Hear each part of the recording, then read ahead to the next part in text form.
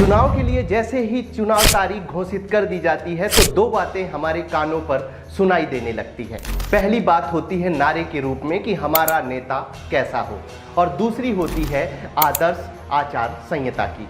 आज मैं आप लोगों को आदर्श आचार संहिता से संबंधित बहुत ही महत्वपूर्ण विषय के बारे में बहुत सारी बातें बताने वाला हूं। तो सबसे पहले हम शुरुआत करते हैं कि आखिरकार यह आदर्श आचार संहिता होती क्या है। आदर्श आचार संहिता यह चुनावों से पहले राजनीतिक दलों और उम्मीदवारों को विनियमित करने के लिए चुनाव आयोग द्वारा जारी दिशा निर्देश का एक समूह होता है। इसका सीधा सा मतलब ये होता है कि निर्वाचन आयोग के द्वारा राजनीतिक दलों को कुछ दिशा निर्देश दिए जाते हैं ताकि चुनाव अच्छे से कराया जा सके। यह चुनाव आयोग को संसद और राज्य विधानसभाओं के स्वतंत्र एवं निष्पक्ष चुनावों की देखरेख और संचालन करने की शक्ति देता है। साथ ही इसके उद्देश्य पर नजर डालें तो यह निश्चित करना है कि केंद्र और राज्यों में सत्ताधारी दल अनुचित बढ़त हासिल करने के लिए अपनी स्थिति का दुरुपयोग ना कर सकें। अब बात करते हैं आदर्श आचार संहिता के विकास के बारे में। आदर्श आचार संहिता की उत्पत्ति 1960 में केरल के विधानसभा चुनावों से हुई थी, जब राज्य प्रशासन ने राजनीतिक दलों के लिए एक आचार संहिता तैयार की। इसके बाद 1962 में लोकसभा चुनावों में चुनाव आयोग ने सभी मान्यता प्राप्त राजनीतिक दलों और राज्य सरकारों के लिए एक आचार संहिता प्रसारित की थी। 1991 में चुनाव के नियमों के बार उल्लंघन और भ्रष्टाचार जारी रहने के बाद चुनाव आयोग ने इस संहिता को और सख्ती से लागू करने का फैसला किया।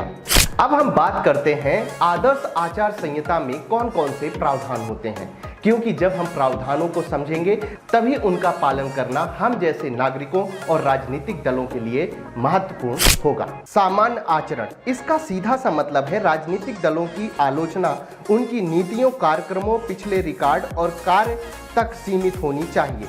वोट हासिल करने के लिए जाति और सांप्रदायिक भावनाओं का इस्तेमाल करना, मतदाताओं को रिश्वत देना या डराना धमकाना आदि गतिविधियां प्रतिबंधित हैं। यदि हम कुछ अन्य प्रावधानों पर नजर डालें, यदि दो या दो से अधिक उम्मीदवार एक ही मार्ग से जुलूस निकालने की योजना बनाते हैं तो आयोजकों को किसी भी टकराव से बचने के लिए पहले से संपर्क स्थापित करना चाहिए।